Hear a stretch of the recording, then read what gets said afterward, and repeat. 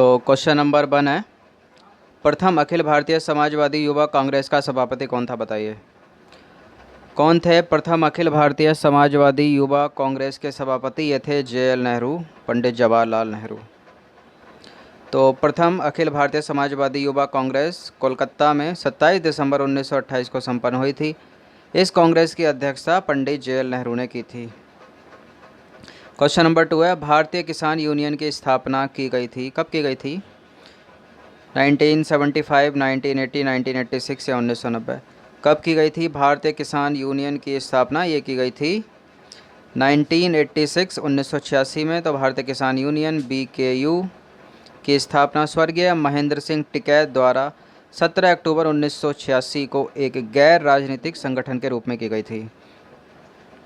Question number 3 है, भारत और पाकिस्तान के बीच शिमला समझौता हस्ताक्षरित हुआ था, कब हस्ताक्षरित हुआ था? ये इंपॉर्टेंट क्वेश्चन है, मैंने बहुत सारे टेस्ट सीरीज़ में इसको रिपीट किया, अच्छे से इसको याद कर लीजिए। 1972 में इसका आंसर है।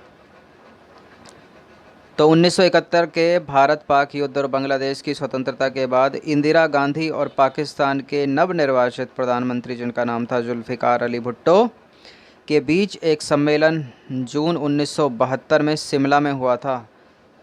तब दोनों पक्षों ने एक समझौते पर हस्ताक्षर किए थे 1972 में, जिसे शिमला कॉन्फ्रेंस या शिमला समझौता के नाम से जाना जाता है। इम्पॉर्टेंट है, ये हर एग्ज़ाम में पूछ रखा है, बैंक में भी इसको पूछा है, SSC, CGL, CPO सभी में पूछ रखा है, UPSC, MPPSC सभी में इम्पॉर्टेंट है, याद रखिए। 1927 की बटलर कमेटी का क्या उद्देश्य था, बताइए। 1927 की बटलर कमेटी का क्या उद्देश्य था? यह प्रश्न UPSC सिविल सेवा 2017 में पूछा जा चुका है, इम्पोर्टेंट है। और 2004 UPPCS, 2007 UPPCS में पूछा गया। तो इसका आंसर है भारत सरकार एवं देशी रियासतों के बीच संबंध सुधारना था बटलर कमेटी का उद्देश्य। 1927 में बनी थी ये। देखिए, भारतीय राज्य समिति ने सर हर्बर्ट बटलर की अध्यक्षता में वर्ष 1927 में एक समिति का गठन किया, जिसे बटलर समिति भी कहा जाता है। इस समिति का गठन परम सत्ता और देशी राजाओं के बीच संबंधों की जांच और स्पष्टीकरण के लिए किया गया। समिति ने 16 राज्यों का दौरा किया और वर्ष 1929 में अपनी रिपोर्ट दाखिल की। भारत में सर्वोच्च ब्रिटिश सत्ता और देशी रियासतों के तत्कालीन संबंधों की जांच करने के उपरांत समिति ने दोनों वित्त एवं आर्थिक संबंधों को व्यवस्थित करने के विषय में अपनी सिफारिशें प्रस्तुत की। इम्पोर्टेंट है, पूरी एक्सप्लेनेशन। नंबर 5 है, 1909 का अधिनियम संबंधित था। इम्पोर्टेंट है, 1909 के अधिनियम को मार्ले मिंटो अधिनियम या मार्ले मिंटो सुधार के नाम से भी जाना जाता है। इसमें मुसलमानों के लिए पृथक निर्वाचन की व्यवस्था की गई थी। तो पृथक मताधिकार क्षेत्र लागू करना, इसका आंसर हो जाएगा ए। तो देखिए, 1909 के अधिनियम द्वारा मुसलमानों के लिए पृथक मताधिकार तथा पृथक निर्वाचन क्षेत्र की स्थापना की गई। लॉर्ड मिंटो ने पृथक निर्वाचक मंडल स्थापित करके लॉर्ड मार्ले को लिखा था, हम नाग के दांत बो रहे हैं और इसका फल भीषण होगा। ड्रैगन्स टीथ, सीधे सीधे पूछ लिया जाता है, ड्रैगन टीथ किससे संबंधित है? नाग के दांत। तो 1909 के अधिनियम, जिसको बोला जाता है मार्ले मिंटो अधिनियम। क्वेश्चन नंबर 6 है, निम्नलिखित में से किसने दिल्ली में खगोलीय वेधशाला, जिसे जंतर मंतर कहते हैं, बनवाई थी?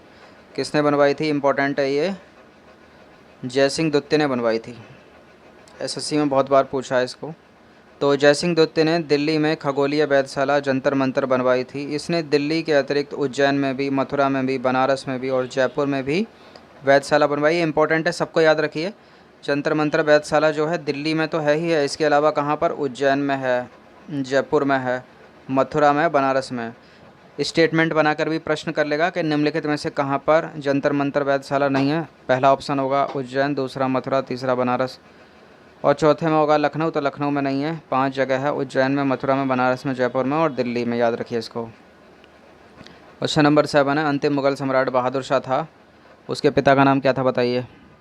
अंतिम मुगल सम्राट बहादुर शाह था, उसके पिता का नाम क्या था? अकबर शाह दुत्ते या फिर अकबर शाह प्रथम, बताइए। देखिए, अंतिम मुगल सम्राट बहादुर शाह था, उसके जो पिता का नाम था वो अकबर शाह दुत्ते था। अंतिम मुगल सम्राट बहादुर शाह दुत्ते अथवा बहादुर शाह जफर 1837 से 1857 तक कार्यकाल के पिता का नाम अकबर शाह दुत्ते था, जिसका कार्यकाल था 1806 से लेकर 1837। वह अंग्रेज़ों का पेंशन भोगी तथा दिल्ली के लाल किले में शाही संस्थान का प्रमुख था और शाही खिताब का उपभोग नाम मात्र के लिए करता था। 1862 में हो गई उसकी मृत्यु।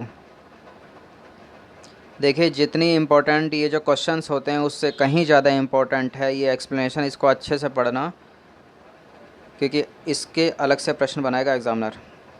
वह कौन सा कांग्रेस अध्यक्ष था जिसने क्रिप्स मिशन में लॉर्ड बेबल दोनों वार्ताएं की, बताइए। तो यानी देखा जाए तो ये समय होगा 1940 से लेकर 1945 तक का के बीच का। तो कौन था इसके बीच में? तो अबुल कलाम आज़ाद थे इस समय। देखिए, अबुल कलाम आज़ाद वर्ष 1940 से 45 तक कांग्रेस के अध्यक्ष रहे। उन्होंने क्रिप्स मिशन 1942 तथा लॉर्ड बेबल 1945 दोनों वार्ताएं याद की। ये डेट भी याद रखिए। देखिए, 1945 में लॉर्ड बेबल और 1942 में क्रिप्स मिशन। तो ऑलमोस्ट 5 साल हो गए, काफ़ी लंबे समय तक रहे। अमेरिकी पत्रकार जो महात्मा गांधी के भारत छोड़ो आंदोलन के दौरान उनके साथ था। इस तरह के प्रश्न भी बहुत पूछे जाते हैं। तो इसका आंसर है लुई फिशर। ये इम्पोर्टेंट क्वेश्चन है। तो भारत छोड़ो आंदोलन, महात्मा गांधी के भारत छोड़ो आंदोलन के दौरान अमेरिकी पत्रकार लुई फिशर महात्मा गांधी के जीवनीकार उनके साथ थे। इन्होंने महात्मा गांधी की जीवनी भी लिखी, याद रखना, लुई फिशर ने। क्वेश्चन नंबर 10 है, किस कांग्रेस सत्र में कार्यकारी कमेटी को सविनय अवज्ञा आंदोलन प्रारंभ करने का अधिकार दिया गया था? तो हल्का सा इसमें दिमाग लगाइए। सविनय अवज्ञा आंदोलन कब हुआ था? 1930 में हुआ था। तो अब लाहौर लखनऊ सत्र 1936 में, 11 में लाहौर अधिवेशन 1929। तो यही इसका आंसर लगा त्रिपुरा 1938। तो बी हो जाना चाहिए इसका आंसर। इस तरह से दिमाग लगाकर भी आप प्रश्नों को सही कर सकते हैं एग्ज़ाम में। 1929 में लाहौर अधिवेशन में कांग्रेस कार्यकारिणी को सविनय अवज्ञा आंदोलन शुरू करने का अधिकार दिया। फरवरी 1930 में साबरमती आश्रम में हुई कार्यकारिणी की दूसरी बैठक में गांधी जी को इस आंदोलन का नेतृत्व सौंपा।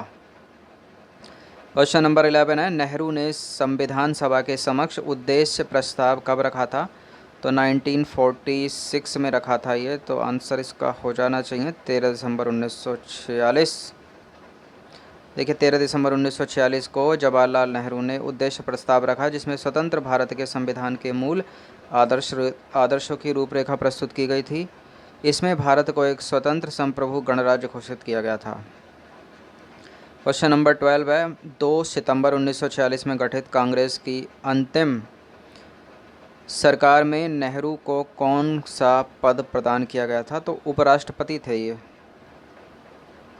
तो 2 दिसंबर 1946 में गठित कांग्रेस की अंतरिम सरकार में नेहरू जी को उपराष्ट्रपति का पद प्रदान किया गया था। क्वेश्चन नंबर 13 है, संविधान सभा के सदस्यों में किसका या किनका संबंध प्रशासन से था? तो प्रशासन से जुड़े थे एक तो BN राव जुड़े थे और जुड़े थे SN मुखर्जी।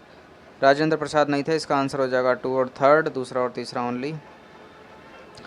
तो संविधान निर्माण में 2 प्रशासनिक अधिकारियों की महत्वपूर्ण भूमिका रही है, जिनमें से एक तो थे BN राव जो भारत सरकार के संवैधानिक सलाहकार थे और दूसरे अधिकारी थे SN मुखर्जी। इनकी भूमिका मुख्य योजनाकार की थी। ये जटिल भाषाओं को स्पष्ट विधिक भाषा में व्यक्त करने की क्षमता रखते थे। तो ये नाम याद रखिएगा, SN मुखर्जी और BN राव। BN राव हैं भारत सरकार के संवैधानिक सलाहकार उस समय। क्वेश्चन नंबर 14 है, पंजाब केसरी की उपाधि किसको दी गई थी? इस तरह के प्रश्न भी पूछ लिए जाते हैं। लाला लाजपत राय को। लाला लाजपत राय, इनका कार्यकाल 1865 से 1928। पंजाब के प्रमुख राजनेता थे जिन्होंने ब्रिटिश राज के विरुद्ध स्वतंत्रता आंदोलन का नेतृत्व किया था। उन्हें पंजाब केसरी की उपाधि प्रदान की गई थी। मोस्ट इम्पॉर्टेंट है। ज़रा कमेंट करके बताइए, नाइटिंगेल ऑफ इंडिया किसको कहा जाता है? किनके सुझावों पर भारतीयों को साइमन कमीशन से बाहर रखा गया था? किनके सुझावों पर? इसका आंसर है लॉर्ड इरविन के सुझावों पर। तो लॉर्ड इरविन के सुझावों पर भारतीयों को साइमन कमीशन से बाहर रखा गया था। उल्लेखनीय है कि साइमन कमीशन वर्ष 1928 में भारत पहुंचा था, जिसमें सारे के सारे जो सदस्य थे ना वो अंग्रेज थे। एक भी भारतीय नहीं होने के कारण इसका किया गया था विरोध। नंबर 16 है, निम्नलिखित में से किस अनुच्छेद में गवर्नर की सिफारिश पर, मतलब राज्यपाल की सिफारिश पर, जो केंद्र सरकार होती है, जो सेंट्रल गवर्नमेंट होती है, वो राज्य सरकार के सारे अधिकार अपने हाथों में ले लेती है। तो इसका मतलब क्या हो जाए, देखा जाए तो राष्ट्रपति शासन हो गया, प्रेसिडेंट रूल हो गया। और राष्ट्रपति शासन कब लगता है? किसी राज्य की सरकार संवैधानिक प्रावधानों के अनुसार अपनी राज्य सत्ता चलाने में असमर्थ हो जाती है तो वहाँ पर राज्यपाल सिफारिश करेगा राष्ट्रपति को, मतलब केंद्र सरकार को, पर राष्ट्रपति लगा देते हैं उसमें आर्टिकल 356, मतलब राष्ट्रपति शासन, प्रेसिडेंट रूल। तो अनुच्छेद 356 में गवर्नर की सिफारिश पर केंद्र सरकार को राज्य सरकार के सारे अधिकार अपने हाथों में लेने का अधिकार दिया गया है। 3 प्रकार के आपातकाल याद रखिएगा, 352, 356, 360। राष्ट्रीय आपात, वित्तीय आपात और राष्ट्रपति शासन। वित्तीय आपात अभी तक नहीं लगा है और राष्ट्रपति शासन तो लगता ही रहता है। किस वर्ष में? और राष्ट्रीय आपात 3 बार लगा है। किस वर्ष में सोवियत संघ रूस बना? इस तरह के प्रश्न इंपॉर्टेंट होते हैं पीसीएस जैसी परीक्षाओं के लिए। बताइए क्या है इसका आंसर? इसका आंसर क्या है? किस वर्ष में सोवियत संघ रूस बना? कब? 1991, 1991 में बना क्या? ये बिल्कुल करेक्ट है। देखिए, सोवियत संघ की व्यवस्थापिका सर्वोच्च सोवियत संघ 26 दिसंबर 1991 को सोवियत संघ के विघटन के पश्चात रूस और अन्य स्वतंत्र गणराज्यों के रूप में सोवियत संघ में विभाजित हो गया। क्वेश्चन नंबर 18 है, लोक सेवा दिवस कब मनाया जाता है? इंपॉर्टेंट प्रश्न है, इसको मैंने पहले भी टेस्ट सीरीज़ में 1-2 बार कराया होगा, तो याद रखा कीजिए इस तरह के प्रश्नों को। इसका आंसर 21 अप्रैल को। क्यों मनाया जाता है ये? प्रशासनिक सुधार और लोक शिकायत विभाग, कार्मिक और लोक शिकायत तथा पेंशन मंत्रालय, भारत सरकार द्वारा प्रत्येक वर्ष 21 अप्रैल को लोक सेवा दिवस के रूप में मनाए जाते हैं। इस दिन क्या हुआ था? अखिल भारतीय सेवा के अधिकारियों को उनकी सर्वश्रेष्ठ सेवा के लिए पुरस्कृत किया गया।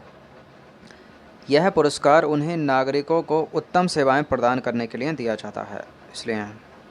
क्वेश्चन नंबर 19 है, कृषक दिवस कब मनाया जाता है? तो कब मनाया जाता है कृषक दिवस? ये दिसंबर में मनाया जाता है, 23 दिसंबर को मनाया जाता है कृषक दिवस।